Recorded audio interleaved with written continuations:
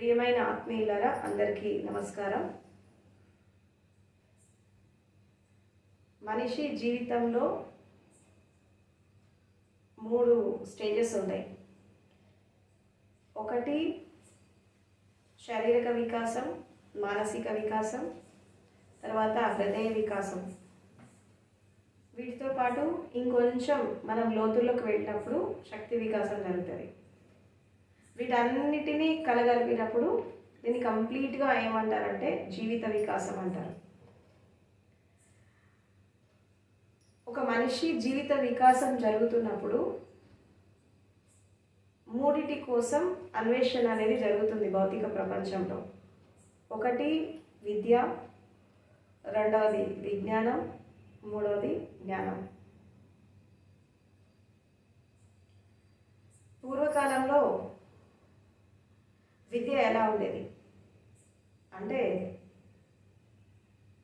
అంటే కేవలము ఈ రోజుల్లో ఉన్నట్టు science, geography, history, social, biology ఈ రకరకాల సబ్జెక్ట్స్ చదువుకొని ఒక ఉద్యోగాన్ని సంపాదించడం, లేదంటే ఒక కెరీర్లో సెటిల్ కావడం, లేదంటే ఒక ఫీల్డ్లోకి వెళ్ళిపోవడం, ఇది విద్య అని అనుకుంటున్నారు.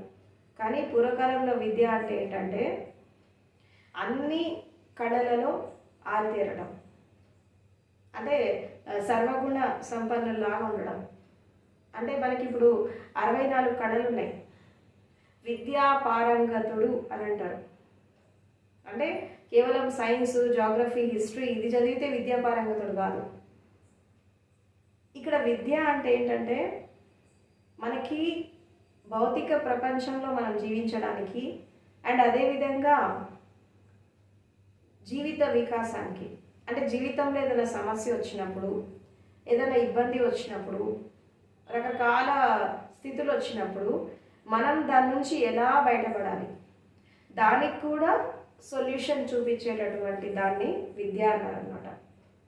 విద్య అంటే కళలు, తర్వాత రకరకాలైనటువంటి స్కిల్స్, టాలెంట్స్, తర్వాత ఒక శాస్త్రీయత, భౌతికత, తర్వాత మానసిక విద్య, తర్వాత ప్రకృతికి సంబంధించినటువంటి విద్య, తర్వాత ఈ విశ్వాన్ని అధ్యయనం చేసేటటువంటి విద్య. వీటన్నిటినీ కలిపి విద్య అనేవాళ్ళు. అందుకే అన్నారు విద్య లేని వాడిని వింత పశువు అని అన్నారు. అంటే విద్య లేకపోతే పశువులాగా ఉంటాడు అని అంటారు. అంటే పశువుకి మనిషికి ఉన్నటువంటి తేడా ఏంటి అంటే మనిషికి బుద్ధి వికాసము, ఈ యొక్క శారీరక వికాసము, మానసిక వికాసం ఇవన్నీ జరుగుతాయి. కాబట్టి ఒకవేళ మనిషికి విద్య అనేది లేకపోతే మనిషి కూడా పశువులాగా ఉంటాడు, నాగరికత ఉండదు, ఒక అభివృద్ధి ఉండదు, ఒక శాస్త్రీయత అనేది ఉండదు. సో మనిషి మళ్ళీ బ్యాక్ టు పెవిలియన్ ఆ స్థితికి వెళ్ళిపోతాడు అని చెప్పి మనకి అంటారు. అంటే ఇక్కడ విద్య లేని వాడిని పశువుతో ఎందుకు పోల్చారు అంటే ఈ రోజుల్లో మనము ఈ సామాజిక స్థితిగతులను మనం గమనిస్తుంటే విద్య ఉన్నవాళ్ళు కూడా పశువులాగా బిహేవ్ చేస్తున్నారు. ఇప్పుడు ఇవాళ రేపు సమాజంలో ఈ నేరాలు, ఘోరాలు, హింస, అట్రాసిటీస్, అవినీతి, అక్రమాలు, మోసాలు ఇవన్నీ చేసేవాళ్ళు చదువు రాని వాళ్ళు కాదు, చదువు ఉన్నవాళ్లే చేస్తున్నారు ఇదంతా. మరి అంటే ఈ విద్య వాళ్ళకి పనికిరాదన్నట్టే కదా. అంటే ఇక్కడ విద్యతో పాటు, చదువుతో పాటు సంస్కారం కూడా ఉండాలి. సంస్కారం లేనటువంటి విద్య అది వేస్ట్. కేవలము శాస్త్ర అధ్యయనము, కేవలము శాస్త్రాల అధ్యయనము, తర్వాత సాంకేతిక అధ్యయనము, లేదంటే భౌగోళిక అధ్యయనము మాత్రమే విద్య కాదు.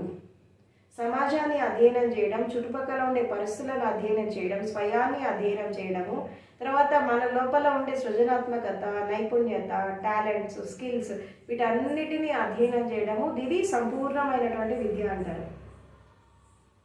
తర్వాత ఎప్పుడైతే ఈ విద్యని పర్ఫెక్ట్గా నేర్చుకుంటారో అప్పుడు ఇంకా ముందుకెళ్ళినప్పుడు మనకి నాలెడ్జ్కి వెళ్తాం. నాలెడ్జ్ అంటే ఏంటి? విజ్ఞానం.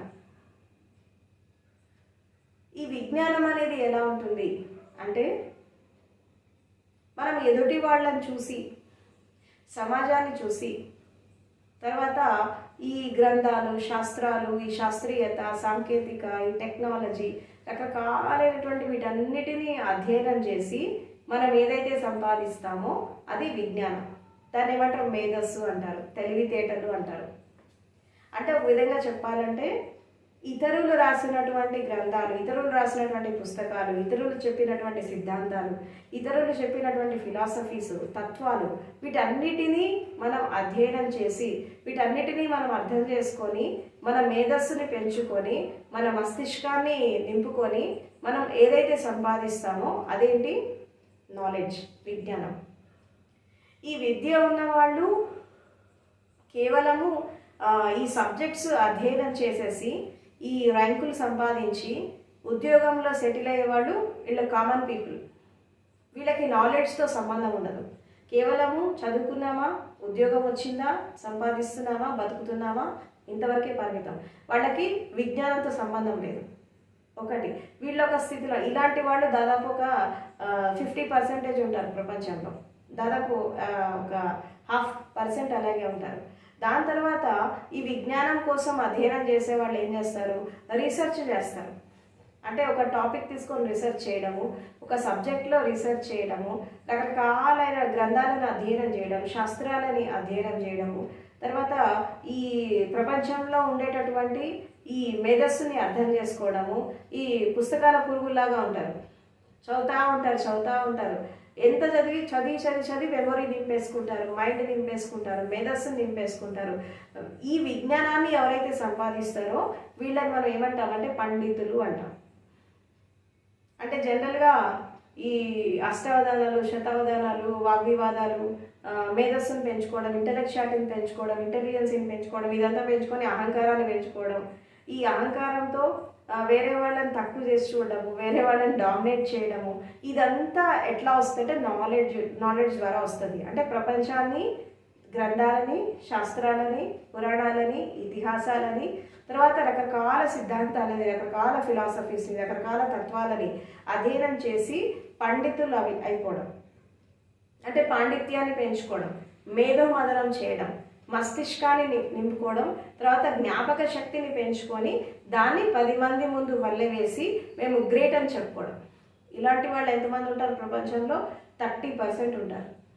50% ఏమో భౌతిక విద్యని అభ్యసించి ఒక ఉద్యోగం సంపాదించుకొని కుటుంబంతో సెటిల్ అయిపోయే వాళ్ళు 50% ఉంటే, ఈ మేధోమదనం చేసి విజ్ఞానాన్ని సంపాదించుకొని తర్వాత పాండిత్యంతో అహంకారాన్ని పెంచుకొని సొసైటీలో ఒక ఉన్నతమైన స్థాయిలో ఉంటూ ఒక ఆచార్యుల్లాగా, ప్రొఫెసర్స్ లాగా, ఒక పండితుల్లాగా అష్టావధానాలు, శతావధానాలు చేసేసి బ్రహ్మర్షులు, బ్రహ్మ విద్వారిష్ఠులు అని చెప్పి చెప్పుకొని ఒక కిరీటాలు పెట్టుకొని తిరిగే వాళ్ళు చాలామంది ఉంటారు. వీళ్ళని ఏమంటారంటే పండితులు అంటారు. అంటే వీళ్ళ పాండిత్యంతో, వీళ్ళకు ఉన్నటువంటి ఈ యొక్క విజ్ఞానంతో వేరే వాళ్ళని ఓడించేస్తారు. అంటే ఇక్కడ విజ్ఞానంతో కూడినటువంటి అహంకారం ఉంటుంది, పాండిత్యంతో కూడినటువంటి అహంకారం ఉంటుంది. సో ఇక్కడ వీళ్ళని ఏమంటారంటే విజ్ఞానులు అంటారు. దీన్ని అంటారు నాలెడ్జ్ అంటారు. దీన్ని అంటే ఎవరో రాసిన ధర్మ గ్రంథాలు, ఎవరో రాసిన శాస్త్రాలు, సమాజాన్ని, ప్రపంచాన్ని, రకరకాల వాటిని అధ్యయనం చేసేసి మనది కానిది ఏదైతే ఉంటుందో మనది కాని దాన్ని అధ్యయనం చేసి మనం కంటత పెట్టి మన మస్తిష్కంలో నింపుకొని తర్వాత మేధోమదనం చేసి మేధస్సుని పెంచుకొని ఏదైతే మంది కాదో ఇది నాది అని చెప్పుకొని ఆ వచ్చినటువంటి విజ్ఞానంతో విర్రవీగిపోయి ఒక పాండిత్యాన్ని సంపాదించుకొని ఎవరైతే ప్రపంచంలో ఎదుగుతారో వాళ్ళని విజ్ఞానులు అని అంటాం. ఇలాంటి వాళ్ళు ఎంతమంది ఉంటారు? 30% ఉంటారు. తర్వాత థర్డ్ స్టేజ్ ఏంటంటే జ్ఞానం. ఈ జ్ఞానం అంటే ఏంటి అంటే ఎవరైతే ఈ విద్యా పరిధిని దాటి లేదంటే విజ్ఞాన పరిధిని దాటి, కొంతమంది జ్ఞానాన్వేషణ చేసేవాళ్ళు ఎలా ఉంటారంటే కొంతమంది విద్య పరిధి దాటుతారు, విజ్ఞానం పరిధి దాటి అరే ఇది కాదు రియాలిటీ అనేది, ఇది కాదు వాస్తవం అనేది, ఇంకేదో ఉంది అని చెప్పి అన్వేషణ కొనసాగిస్తారు. అంటే పాండిత్యం ఉన్నా, విద్య ఉన్నా, ఉద్యోగం ఉన్నా, ఏది ఉన్నా, డబ్బు ఉన్నా, స్టేటస్ ఉన్న, పొజిషన్ ఉన్నా, ఇదేది మనిషికి తృప్తినివ్వదు. వాళ్ళు ఏం చేస్తారంటే ఇంకా కొంచెం ముందుకెళ్తారు. ముందుకెళ్ళి ఏం చేస్తారంటే వాళ్ళు ఇంకా అన్వేషణ చేస్తూ ఉంటారు. మరి జ్ఞానం అనేది ఒకటి. జ్ఞానం అంటే విజ్డమ్. ఈ విజ్డమ్ కోసం అన్వేషణ చేస్తూ ఉంటారు. అంటే ఎన్ని గ్రంథాలు అధ్యయనం చేసినా, ఎన్ని శాస్త్రాలు అధ్యయనం చేసినా వాళ్ళ జీవితంలో ఒక ప్రశాంతత, లేదంటే ఒక ఒక శాంతి, తర్వాత ఒక సౌభ్రాతృత్వము, ఇవన్నీ కూడా జీవితంలో ఉండవు. ఎందుకంటే అహంకారంతో కూడినటువంటి విద్య, తర్వాత ఒక ఒక మదంతో కూడినటువంటి విజ్ఞానము, ఒక పాండిత్యంతో కూడినటువంటి ఇవన్నీ కూడా మనిషికి తాత్కాలికంగా సుఖాన్ని ఇస్తాయి, కానీ శాశ్వతమైనటువంటి దుఃఖ విముక్తిని కలిగించవు. సో కాబట్టి కొంతమంది రేరుగా, అంటే ఈ విద్యని దాటి విజ్ఞానాన్ని దాటి కొంతమంది ఇదంతా కాదు ఇంకేదో ఉంది అని చెప్పి మెల్లిగా అన్వేషణ మొదలు పెడతారు. అన్వేషణ మొదలు పెట్టినప్పుడు వాళ్ళు జ్ఞానం కోసం అన్వేషణ చేస్తారు. అసలు జ్ఞానం అంటే ఏంటి? జ్ఞానం అంటే ఏంటి అంటే,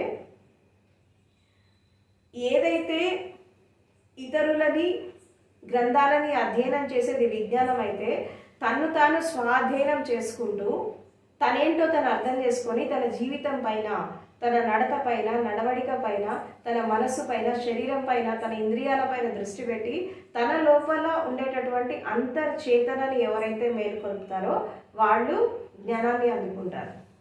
అంటే ఒక విధంగా చెప్పాలంటే జ్ఞానాన్వేషణ, సత్యాన్వేషణ అనేది అంతర్యాత్ర. ఈ విద్య తర్వాత ఈ విజ్ఞానము ఇదంతా ప్రపంచ యాత్ర. ఒకటి అవుటర్ వరల్డ్, రెండవది ఇన్నర్ వరల్డ్. కొంతమంది బాగా చదువుకున్న వాళ్ళు, పాండిత్యం ఉన్న వాళ్ళు కూడా జ్ఞానాన్వేషణ చేస్తూ ఉంటారు. కానీ ఇలాంటి వాళ్ళు కేవలం 5% ఉంటారు, 5 to 6-7% ఉంటారు బాగా చదువుకొని అటు వెళ్ళాడు. ఎందుకంటే మనిషికి విద్యతో విజ్ఞానంతో వచ్చినటువంటి అహంకారం అనేది అంత ఈజీగా దిగదు.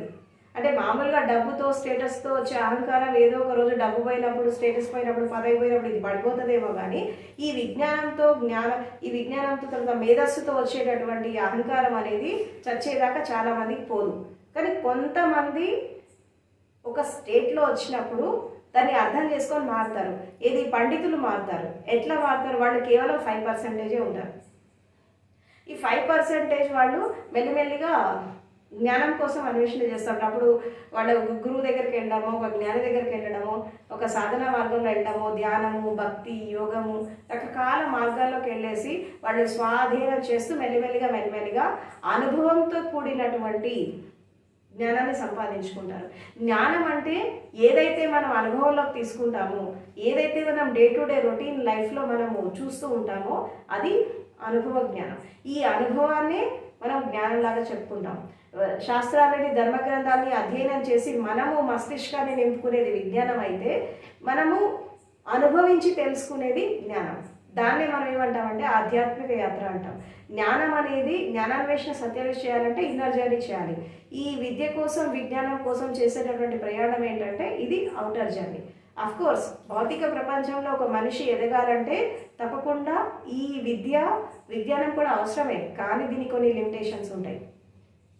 ఈ లిమిటేషన్స్ దాటి ఎవరైతే ఇన్నర్ జర్నీలోకి వెళ్తారో, అన్వేషణలోకి వెళ్ళినప్పుడు వీళ్ళు జ్ఞానం వైపు అడుగులు వేస్తారు. జ్ఞానం వైపు అడుగులు వేసేవాళ్ళు వీళ్ళు జీవితం గురించి, జీవిత సత్యాల గురించి, జీవితం యొక్క అర్థం పరమార్థం గురించి, అన్వేషణ గురించి, తర్వాత జనన మరణాల రహస్యం గురించి, తర్వాత శారీరక విజ్ఞానము, మానసిక విజ్ఞానము, తర్వాత ఇంద్రియాల యొక్క విజ్ఞానము, వీటన్నిటినీ కూడా ప్రతి క్షణక్షణం అనుభవించి అనుభవ జ్ఞానంతో ముందుకెళ్తారు. అంటే భావనామయ ప్రజ్ఞని జాగృతం చేసుకుంటారు.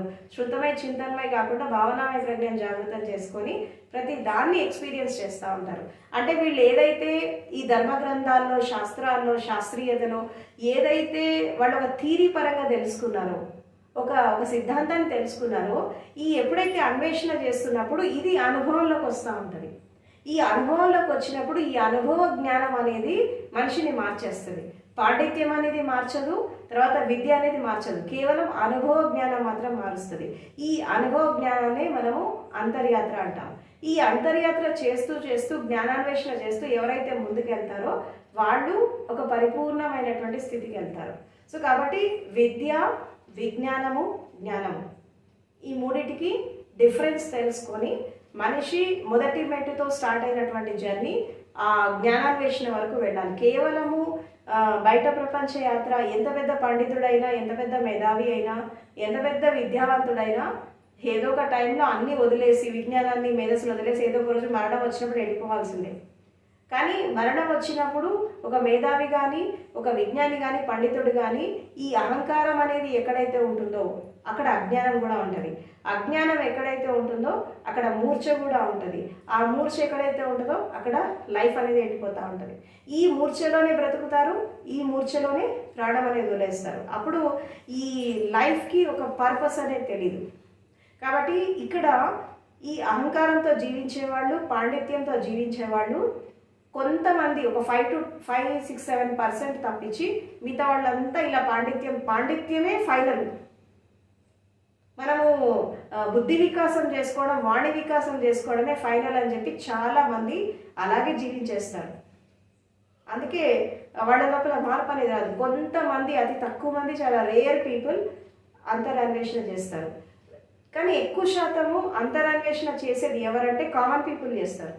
అంటే ఈ కేవలము విద్య ఒకటి నేర్చుకొని, ఈ ఉద్యోగం చూసుకొని, ఈ కుటుంబంలోకి వచ్చేసి సంసారం చేస్తున్నప్పుడు వీళ్ళ జీవితంలో అనేక రకాల అవకతవకలు వస్తూ ఉంటాయి, రకరకాల డిస్టర్బెన్సెస్ వస్తాయి.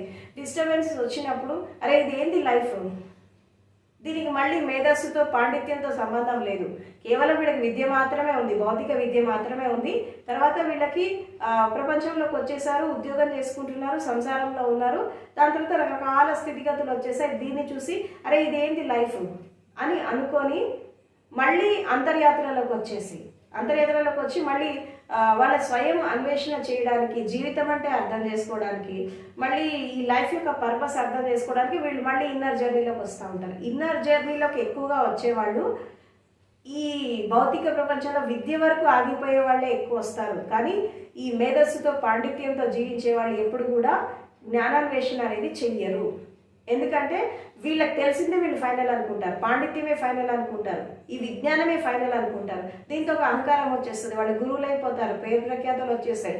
ఇక వాడు దిగడు అక్కడి నుంచి, అహంకారంతో నిండిపోతారు. వాళ్ళకి లక్షల మంది ఫాలోవర్స్ ఉంటారు, మీడియా అంతా వాళ్ళ చుట్టే ఉంటుంది, రాజకీయ నాయకులు వాళ్ళ చుట్టే ఉంటారు, తర్వాత ఈ ప్రపంచం, ఈ గొర్రెల మందంతా వాళ్ళ చుట్టే ఉంటారు. ఉండేసరికి ఏమైపోతుంది, నేను గ్రేట్ అనుకుంటాడు. నాకు అన్నీ తెలుసు అనుకున్నప్పుడు జర్నీ ఆగిపోతుంది. నాకు తెలిసింది కొంతే, తెలుసుకోవాల్సింది చాలా ఉంది అన్నప్పుడు ఇంకా జర్నీ కొనసాగుతూ ఉంటుంది. కాబట్టి ఎక్కువ శాతం మంది ఇవాళ రేపు గురువులుగా చలామణి అయ్యేవాళ్ళు, ఇవాళ రేపు రకరకాల స్థితుల్లో మేము గ్రేట్ అని చెప్పుకునే వాళ్ళంతా కూడా పెద్ద అజ్ఞానులు. వీళ్ళు ధర్మగ్రంథాలు, శాస్త్రాలు అధ్యయనం చేసి పాండిత్యాన్ని పెంచుకొని, బుద్ధి వికాసం పెంచుకొని, వాణి వికాసం పెంచుకొని, అనుభవ జ్ఞానం లేకుండా ఒక విధంగా ప్రజలను మాయలో పడేస్తున్నారు, రకరకాల మార్గాల్లో పడేస్తున్నారు ప్రజలని. పడేసి వీళ్ళు అజ్ఞానంలో నడవడమే కాకుండా జనాలు కూడా అజ్ఞానంలో నడిపిస్తున్నారు. ఇది పెద్ద పాపం ఇది. ఎందుకంటే ఒక గుడ్డివాడికి దారి చూపించలేడు. గుడ్డివాడికి దారి చూపించాలంటే ఫస్ట్ నీ కళ్ళు ఉండాలి. ఇప్పుడు ఎట్లా ఉందంటే గుడ్డివాడు కలిసి ప్రయాణం చేసినట్టు ఉంది. వీళ్ళిద్దరు ఎక్కడ పడతారో తెలియదు. ఎందుకంటే వీళ్ళకి కళ్ళు లేవు, వాడికి కళ్ళు లేవు. కాబట్టి వీళ్ళిద్దరు నడిచి ఎడిపోతారో తెలియదు. ఇప్పుడు అలా ఉంది ప్రపంచంలో. దారి చూపించే వాళ్ళంతా గుడ్డివాళ్ళే, నడిచేవాళ్ళు కూడా గుడ్డివాళ్ళే. ఇద్దరు పోయి ఎక్కడో పడతారు. ఆఖరికి వీడికి గమ్యం తెలియదు, వాడికి గమ్యం తెలియదు. కాబట్టి ఈ ప్రపంచంలో పాండిత్యము, విజ్ఞానము, ధర్మగ్రంథాలు, శాస్త్రాలు అధ్యయనం చేసి ఎవరైతే గ్రేట్ అని చెప్పుకుంటున్నారో వీళ్ళంతా కూడా ఒక విధంగా అఫ్కోర్స్ పాండిత్యం కొంతవరకు నీకు ఇన్స్పిరేషన్ ఇస్తుంది. పురాణాలు, ఇతిహాసాలు, ధర్మగ్రంథాలు ఇది విన్నప్పుడు, చూసినప్పుడు ఇది మనం ఇలా ఉంటే బాగుంటుంది, మనం ఇలా జీవిస్తే బాగుంటుంది అని అనిపిస్తుంది. కానీ ఇన్స్పిరేషన్ మాత్రమే, అది ఆచరణ కాదు. అన్లెస్ అంటిల్ ఆ విన్నది, చూసింది నువ్వు జీవితంలో ఆచరించి అనుభవాన్ని తీసుకోకపోతే నీకు అది పనికిరాదు. కేవలము శాస్త్రాధ్యయనము, మస్తిష్కంలో నింపుకోవడం, జ్ఞాపక శక్తిని పెంచుకోవడం, వల్ల వేయడము ఇది కాదు జ్ఞానం అంటే. ఇదంతా నాలెడ్జ్. అఫ్కోర్స్ ఇది ఒక స్టేట్ వరకు ఇది కరెక్ట్. కానీ మనిషి అంతిమ లక్ష్యాన్ని చేరుకోవాలంటే తప్పకుండా అనుభవ జ్ఞానం అనేది చాలా ఇంపార్టెంట్. ఇప్పుడు ఇంద్రియాల పరిధిలో జరిగేటటువంటి అనుభవాలు కూడా మనం అనుభవించండి, మనకు అది అర్థం కాదు కదా. అట్లాంటిది జీవితం గురించి మనకు ఎలా అర్థమవుతుంది? ఇప్పుడు ఒకరికి ఆకలేస్తుంది, ఎవరికి ఆకలిస్తే వాళ్ళే అన్నం తినాలి. మనకు ఆకలిస్తున్నప్పుడు వేరే వాళ్ళు అన్నం తింటే మన ఆకలి తీరుతుంది. మనకు దాహం వేస్తుంది, మనమే నీళ్లు తాగాలి. అదేవిధంగా ఇంద్రియాలతో కూడిన అనుభవాలు మనం అన్లెస్ అంటిల్ మనం అనుభవిస్తే తప్పించి మనకు అర్థం కావట్లేదు. అట్లాంటిది జీవితం ఎట్లా అర్థమవుతుంది? ధర్మగ్రంథాలు శాస్త్రాలు అధ్యయనం చేస్తే లైఫ్ అర్థమవుతుందా? అదేవిధంగా పాండిత్యం పెంచుకుంటే జీవితం అర్థమవుతుందా? ఎందుకంటే జీవితం అనేది వేరు, ధర్మగ్రంథాలు శాస్త్రాలు వేరు. ఇది కేవలం ఒక ఇన్స్పిరేషన్ ఇస్తే, ఆ ధర్మగ్రంథాలు శాస్త్రాలు ఎవరైతే రాశారో వాళ్ళు ఒక అనుభవాన్ని పొంది రాశారు, కానీ నువ్వు దాన్ని వల్లవేస్తున్నావు, కానీ నీకు అనుభవం లేదు. ఇప్పుడు బ్రహ్మసూత్రాల గురించి, తర్వాత బ్రహ్మతత్వం గురించి, రకరకాల సూత్రాల గురించి ఎన్నో ఉపనిషత్తులో ఉన్నాయి, రకరకాల గ్రంథాల్లో ఉన్నాయి. కానీ ఈ ఉపనిషత్తులు ఇవన్నీ అధ్యయనం చేసేవాళ్ళు వీళ్ళకి అనుభవం ఏది? కేవలం వల్లే వేస్తున్నారు, చెప్పేస్తున్నారు. ఆ అనుభవం నీకు వచ్చాక, నువ్వు ఆ సాధన చేశాక, నువ్వు అనుభవాన్ని తీసుకున్నాక, అప్పుడు నువ్వు వేరే వాళ్ళకి చెప్పినప్పుడు అది సార్థకంగా ఉంటుంది. కాబట్టి ఒక వ్యక్తిని మనం వెలుగుబాటులో నడిపించాలంటే ఫస్ట్ మనం అంధకారం నుంచి వెలుగులోకి ప్రయాణం చేయాలి. మనం చీకట్లో ఉండి వేరే వాళ్ళకి వెలుగు మార్గం చూపిస్తారు అనడం అనేది ఒక అజ్ఞానం, అది ఒక మూర్ఖత్వం. కాబట్టి ఇలాంటి వాళ్ళే ప్రపంచంలో ఎక్కువ ఉన్నారు. సో కాబట్టి ఎప్పుడైనా కానీ విద్య మనిషికి అవసరమే, ఎందుకంటే గుడ్డ సంపాదించుకోవాలి కాబట్టి విద్య కావాలి. అదేవిధంగా విజ్ఞానం కూడా మనిషికి అవసరమే, ఎందుకంటే మేధో మదనము, తర్వాత ఒక ఇన్స్పిరేషన్ తీసుకోవడానికి, ఒక ప్రేరణ తీసుకోవడానికి, ఒక నాలెడ్జ్ని పెంచుకోవడానికి కావాలి. కానీ జ్ఞానం కూడా ఉండాలి. ఈ విద్య కంటే విజ్ఞానం కంటే జ్ఞానం పెద్దది. జ్ఞానమే మనిషికి జీవన్ముక్తిని ఇస్తుంది, జ్ఞానమే మనిషిని ఒక ఉన్నతమైన శిఖరాలకు అందిస్తుంది. అది కూడా ఈ జ్ఞానము విజ్ఞానము ఒకటి కాదు, వేరు వేరు. ఈ రెండింటిని కలపద్దు. నాలెడ్జ్ వేరు, విజ్డమ్ వేరు. నాలెడ్జ్ అనేది మనము ప్రపంచాన్ని చూసి నేర్చుకుంటాం, జ్ఞానం అనేది మన సొంత అనుభవంతో వస్తుంది. ఏదైనా కానీ మనం కష్టమైన నష్టమైన, అది ఆధ్యాత్మికమైన, భౌతికమైన, ఆది భౌతికమైన ఏదైనప్పటికీ కూడా మనం దాన్ని ఎక్స్పీరియన్స్ చేయాలి. ఎక్స్పీరియన్స్ చేస్తే తప్పించి మనకు అది అర్థం కాదు. కాబట్టి జ్ఞానం అనేది అనుభవంతో వెళ్తూ ఉంటుంది, విజ్ఞానం అనేది పఠనంతో పోతూ ఉంటుంది. సో విద్య అనేది మనం బ్రతకడానికి ఉపయోగపడుతుంది. కాబట్టి ఒక మనిషి యొక్క జీవిత వికాసంలో ఈ విద్య, విజ్ఞానం, జ్ఞానం మూడు అవసరమే. కానీ విజ్ఞానం అనేది కేవలం ప్రపంచం వరకు, విద్య అనేది కేవలం భౌతికత వరకు పనికొస్తుంది. కానీ మనిషి జీవిత చరమాంకంలో, అంటే ఎండ్ స్టేట్లో మనిషిని కాపాడేది జ్ఞానం ఒక్కటే. జీవితం అంటే అర్థం కావాలంటే పొందాల్సింది అనుభవ జ్ఞానం. సో ఈ అనుభవ జ్ఞానం పొందమనే మన ఋషులు, మునులు, జ్ఞానులు, సత్పురుషులు వీళ్ళంతా మొత్తుకుంటున్నారు సనాతన కాలం నుంచి. కానీ మనుషులంతా ఇంకా అజ్ఞానంలోనే ఉన్నారు, ఇంకా మూర్ఛలోనే ఉన్నారు. కాబట్టి ఈ మూడిటి మధ్యలో డిఫరెన్స్ తెలుసుకొని ఎవరైతే విద్య నేర్చుకుంటారో వాళ్ళు భౌతికతలో జీవించాలా, విజ్ఞానం వైపు రావాలి. విజ్ఞానంలో ఉన్నవాళ్ళు, పాండిత్యంతో ఉన్నవాళ్ళు, అహంకారంతో కాకుండా, అజ్ఞానంతో కాకుండా వీళ్ళు వీళ్ళు ధర్మగ్రంథాలు శాస్త్రాలు అధ్యయనం చేస్తారో వాళ్ళు తప్పకుండా దాన్ని అనుభవపూర్వకంగా ఒక గురువు దగ్గరికి వెళ్ళి సాధన చేయాల్సిందే. చేసి ఒక జ్ఞాని దగ్గరికి వెళ్ళాలి. అనుభవంతో ఎవరైతే చెప్తారో వాళ్ళ దగ్గరికి వెళ్ళి తప్పకుండా సాధన చేయాలి. సాధన చేసి వాళ్ళు ఒక పరిపూర్ణమైనటువంటి జ్ఞానాన్ని అందుకొని వాళ్ళు ఈ జీవితం నుండి విముక్తి పొందాలి. కాబట్టి జన్మ మరణం ఈ రెండింటి మధ్యలో జరిగేటటువంటి ఈ యొక్క సంఘటనల సమాహారమే జీవితము. ఇది ఒక లీగలాగా సాగుతోంది. దీన్ని మనం అర్థం చేసుకోవాలి. ప్రతి ఒక్క స్టేట్లో ఒక అనుభవాన్ని తెచ్చుకోవాలి, ఒక గుణపాఠాన్ని నేర్చుకోవాలి, ప్రకృతి నుంచి నేర్చుకోవాలి, పంచభూతాల నుంచి నేర్చుకోవాలి, అదేవిధంగా విశ్వం నుంచి నేర్చుకోవాలి, సమాజాన్ని చూసి నేర్చుకోవాలి. నేర్చుకొని గుణపాఠం తీసుకొని, ఒక అనుభవాన్ని తీసుకొని మనం జీవితాన్ని ఫలవంతం చేసుకోవాలి. సో ఇది విద్య, విజ్ఞానం, జ్ఞానం మధ్యలో ఉన్నటువంటి తేడా. Thank you very much.